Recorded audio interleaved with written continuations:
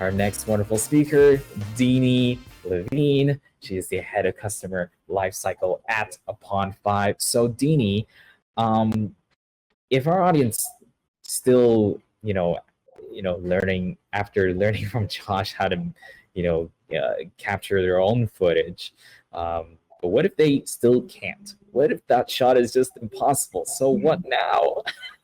Andy, that's the perfect intro.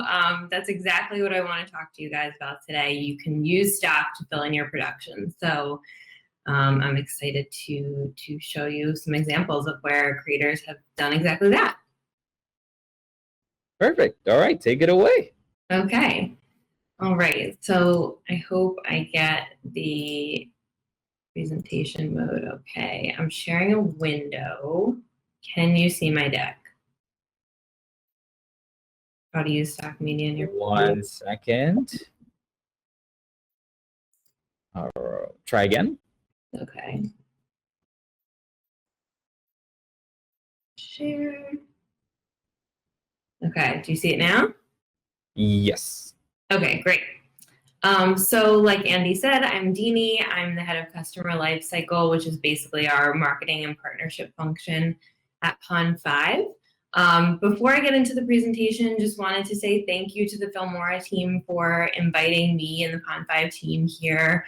We're really proud to be partners with Filmora, and it's been a lot of fun planning this conference. So I'm very happy to be here. So yeah, like I said, Pond5 is a stock media marketplace. So we're video forward, and today I wanted to talk to you about how to use stock media in your video productions. So let's get into it. Okay, stock is incredibly versatile. There are a million things you can do with it. I'm excited to answer Andy's prompt about different ways you can fill in your production with stock. But I wanted to break down the uses into these 3 channels. So the first is start from scratch.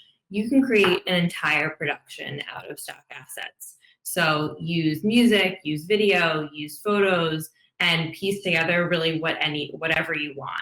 I know many of you are new creators, and I think creating a project from scratch, completely made out of stock, is an awesome way to test things out and see what you can do, get creative, get a better sense of how you can use it in your productions, or even just practice your editing skills. It's a really great resource available to you. So I'm going to show you some examples today that are made completely from stock assets. Find your missing piece. So a bunch of the examples I'll show you are places where creators have used bits and pieces of stock to fill in their production. So using stock in this way allows you to cut down on budget, allows you to cut down on your timeline. You don't have to go out and shoot something. And you can also find some really unique, interesting clips. I keep on using the example of drone footage. Very often you'll see, and in some of the examples I'm going to show you today, a sort of like skyline view of a city. Maybe you want like a drone shot of some area that you have to get a special license to film, which happens pretty frequently. Or you want like a really specific sunset shot with like clouds in the sky or something like that.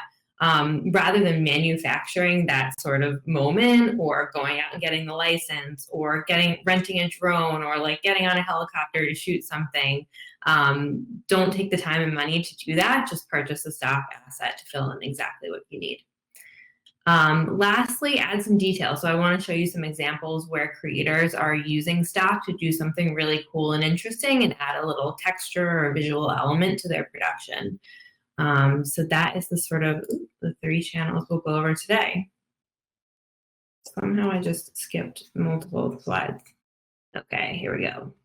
This is an artist called Nettlemouth, and he wrote a song about the North Dakota pipeline protest. And he actually downloaded free assets from Pond5's public domain collection, so free archival assets that we have on the site. He used them to produce his video, and I hope you're seeing that he has some of these Native American archival shots that are like perfect for the topic. And he kind of cut everything in an interesting way. This is a perfect example of doing something on a budget if you're getting free assets, which you can find from several providers. and just a really cool example of a production completely made out of stock. Okay, meditation music. So we've had a lot of creators reach out to us and say they've used stock in meditation, whether it's video or the tracks themselves. There's this trend on YouTube where you can create an hour-long meditation video that someone could use as part of their meditation practice. So we decided to try it out on our YouTube channel, and that's exactly what you see here on the left. It's basically a bunch of really serene nature shots. I wish I could have played the music for you, but I didn't want it to be too choppy. It's basically a spa kind of track where you're just like getting in that Zen moment. So we just thought this was a really interesting use of the content available to you on a stock provider, and something fun you could do and post on YouTube. On the right is the call map. So the team there reached out to us because they wanted tracks to put on their app to accompany guided meditations. So same thing, just these really serene spa-like meditative tracks that go on the guided meditations, and just thought that was a really interesting usage of stock assets. It also kind of reminds me of podcasts, which is another big usage. A lot of podcast creators are purchasing music to put on their shows, whether it's like their opening sequence or, you know, transitioning over to an ad that's placed in the podcast. Really useful stuff. Okay, so getting into some major productions, these are the ones that to me are a lot of fun. I get to brag to my family and friends, hey, check out all this stuff that we helped fill in on these shows. So this is Succession, a really popular show on HBO, and they use stock assets in this opening sequence. So great example of course, this is made by HBO. They have many resources available to them, and yet these, hopefully you're seeing these sort of New York City skyline, modern day and archival shots. Those are some of the stock assets that they purchased. And you know, for the sheer reason that it's just simpler and perhaps more cost effective, not necessarily too much of an issue for HBO, but in terms of their time, it's much simpler to purchase a stock asset than to go out and shoot a skyline. Or for archival clips, of course, those are extremely unique. You could, in theory, go out and source archival footage, but it's much simpler to look through a stock marketplace that many have archival footage that they're now selling, and you can get some really unique, interesting stuff. Here's another one. This is For All Mankind on Apple TV. I just started watching this show. It's awesome. It's about a alternate reality in which the Russians landed on the moon before the Americans. And so obviously there's a lot of original content in here, but there are some establishers and some bits and pieces filled in here that are stock. And hopefully you guys saw in the beginning, there was a sort of aerial shot of the NASA buildings, and that was purchased from us. And there are other sort of like transition pieces within here that are stock assets. So another fill the missing piece example. Okay, and then the last major productions, and then I'll get into some YouTube examples. On the left, we have The Undoing, also an HBO show, and on the right, The Crown, which is on Netflix. And in both of these instances, the creators purchased cloud clips. So in The Undoing, this opening sequence, they have this little girl who's playing with bubbles, and they decided to use a cloud clip to sort of create extra texture and sort of juxtapose with this floral wallpaper. And I think it goes really nicely with the bubble, and it just makes this sort of like interesting visual element. I thought that was a really cool example of thinking outside of the box. And to me, it's like they went the extra mile just to add like a little more like something else to the production. And I think this is a really cool way to do it. On the right, we have The Crown, as I mentioned. So this is a really interesting use of green screen. So green screen is something that you'll find a lot on stock providers. You'll find clips of cell phones or iPads or desktops with the green screen there so that you could fill in whatever you want within the screen. In this case, the team at The Crown shot the scene of Prince Philip on an airplane against a green screen, and then they purchase the clouds in the background to fill in. You know, another example of really saving on your time, not having to actually go out and shoot that or time it perfectly with a flight you're on or something like that. Just, you know, pay a little bit and purchase a stock asset that you can put there instead. So I promised you guys some YouTube stuff. This is a video made by a Pond5 artist named Beantown. So we recently launched a collection of about 3,000 free assets. So there's video, photo, music, and to celebrate that, we asked creators to make a 12 to 15 second video in order to win a prize. And so this video was made completely out of those free assets. So the artist sort of like layered in multiple clips, and he ends up kind of telling this story of like humans like morphing into animal. And I just thought that was a really fun and creative way to use these assets. And we did a couple rounds of voting, and this is the one that won, which I was happy about because that was my favorite. Oh gosh, sorry, I keep accidentally clicking through all this. All right, a couple examples from Pond5 In Action. So this is a series that we have on our YouTube channel. Definitely check out our channel for inspiration on different ways that you can tell a story using stock. Like I said, I think it's a great opportunity for you guys to kind of like play around and get to know your editing style, your production style, and also to see how stock can be used in your projects. But anyway, Pond5 In Action is our sort of series where we're telling stories using stock assets. And this one's about winemaking. So from growing and picking the grapes on the vineyard to actually producing the wine to clinking the glass at the end. It was just a really fun take. And of course, like, hopefully you can imagine there's like fun, like French sounding track going with it. Here's another one called Road Trip. So another story we told through stock, packing up your bags, looking at the map, getting on the road and going cross country and seeing amazing and doing amazing things with a cat. I don't know, hopefully you guys saw that. But yeah, this is another just really fun take on what you can do with all these assets available to you. You'll notice in these past two videos, really the past three videos, that you know, it's not the same model every time, so you don't have to get everything from the same shoot. It's just kind of mixed together, and there's such an abundance of content in it that you know, it doesn't make that part noticeable necessarily. It just kind of like adds to the flavor of the story that we're telling. Okay, and this is the last example. Oh, sorry, it jumped back.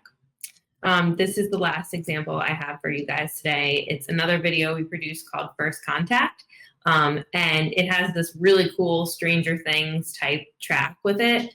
And I think it's just a fun way to show you some of the interesting things you can also get on stock sites that aren't just like someone contributed B-roll, or you know, a creator actually put together this sort of alien scene on each of the clips that are featured in this video. So you can find some really funky stuff.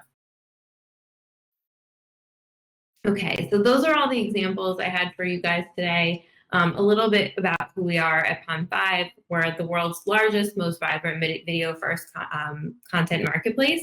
We have over 25 million video clips. We also have music, sound effects, After Effects templates, photos, 3D models, PSD files, anything you can imagine. And we are on a mission to create world-class storytellers. So really excited to be joining this discussion with Filmora today, given your dedication to telling stories and supporting creators. Like I said, we are a Filmora partner. We contribute content on Wondershare film stock. So you can find a lot of our content, our videos, music tracks, photos, and more on that site. So definitely check it out. We curated a special collection there at a special price point to make it fast and easy for you guys to find content for your projects.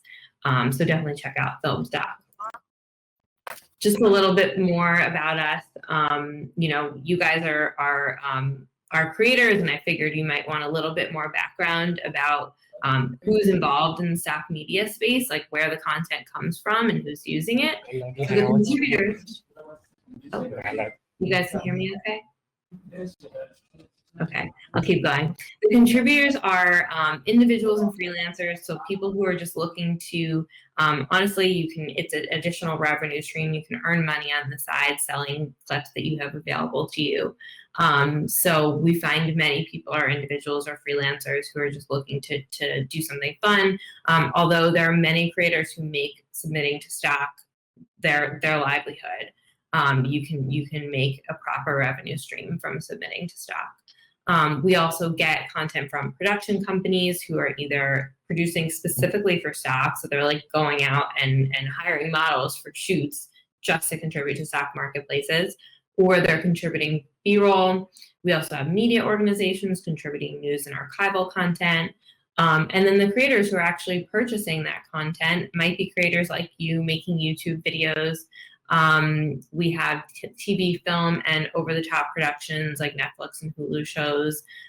We have people buying for social media, for their blogs, for their personal websites, for like, I've heard of people buying for like backgrounds at a concert. You can really use stock in any way you like, and it's so incredibly versatile, as I said in the beginning. So just a little bit more context about this space in general. And then I wanted to give you guys information about how to stay in touch with Pond5. Please feel free to follow us on any of these social channels. As I mentioned, I couldn't really play the sound, and I'm assuming the video probably came out a little bit choppy for you guys. So definitely check out our YouTube channel so that you can see those examples if you wanted to get some inspiration. And also wanted to offer you guys this 30% off all media code.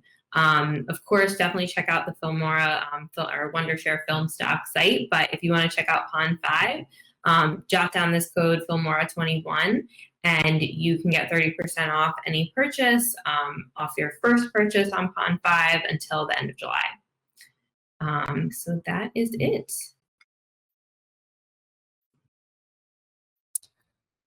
All right. Well, there you have it, folks. I mean, I certainly learned a lot. I did not know there were so many ways you could use stock footage in your videos. So hopefully you guys all learned a little bit about that, how to do that as well. And so let's go into our Q&A portion for this talk. 1 second. And let's see what questions have we got here. Okay. So can you maybe talk a little bit about the royalty-free assets and, you know, what kind of limitations they have? Sure, yeah. So many of the stock providers you'll find have a royalty-free model. So basically that allows you to use the content that you license anywhere, anytime, for as long as you want. At least on Pond5, that's the case. Some providers limit the number of people that can view the asset and that sort of thing, but assets coming from Pond5 at least are worldwide in perpetuity. Yeah. Mm-hmm. Okay, cool. And is there anything that like maybe things you can maybe avoid when you're using stock media? Whether that's like kind of maybe just footage or music, any kind of tips or kind of beginners mistakes there are especially when it comes to like publishing it on like YouTube? For sure, yeah. So you'll find that most stock providers split up their footage and photos based on editorial versus commercial usage. Most providers have primarily commercial libraries, but there's plenty of editorial content as well. When you're using editorial content, you're only really allowed to use it for, you know, newsworthy productions or education or, you know, textbooks and things that are not like part of an advertisement or part of like publicizing yourself in some way. Commercial usage is much more expansive. So you can use it in those paid productions and that sort of thing. So just keep an eye out for commercial versus editorial on Pond5 and on many other stock sites like Film Stock. They distinguish between commercial and editorial. And like I said, like many stock marketplaces are going in this sort of like news direction. So they'll very obviously be able to see what's editorial, but otherwise they'll have like very large commercial collections, and that's the same for us. In terms of YouTube, one thing that YouTubers often encounter is YouTube's content ID. I don't know what to call it, service, where music creators can sort of like put a stamp on their work. I'm going to use the wrong terminology. Put a stamp on their work just to make sure it's protected. And so with content that or tracks that you can purchase on Pond5, we have a partnership with AdRev, which is one of the many services that sort of clears content for Content ID. And so if one of the tracks that you're purchasing is in AdRev, in your email receipt, you'll get an ID that'll help you clear a Content ID claim. But if you encounter any issues whatsoever, definitely contact our support team if you're using a track from Pond5.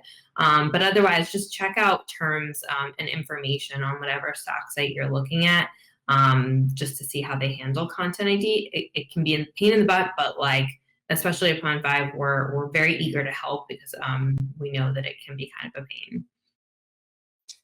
Thank you. That was super clear. I know that was a really good question from our audience, because I think I see that question being asked a lot in a lot of forums too when it comes to stock media. So thank you for sharing. So that I am getting some questions from our audience about whether their questions will get answered from previous speakers' talks. So we will send those questions that you have asked, but then it's already kind of past their time. So we will send it to them, and then we will send the answer that they give to your emails. So just let you guys know that. And also for those who just kind of joined a little bit late and are asking about the code, I will be sharing that towards the end of the webinar again. So yeah, so I hope that was clear for everybody. Just getting a lot of questions around that. But it looks like Deanie, your talk was very just super jam-packed with a lot of content, and I think it would probably answered a lot of people's questions already. So that's all the questions that we have. Thank you. No problem. Thank you. Thank you again for having me. It's been a lot of fun.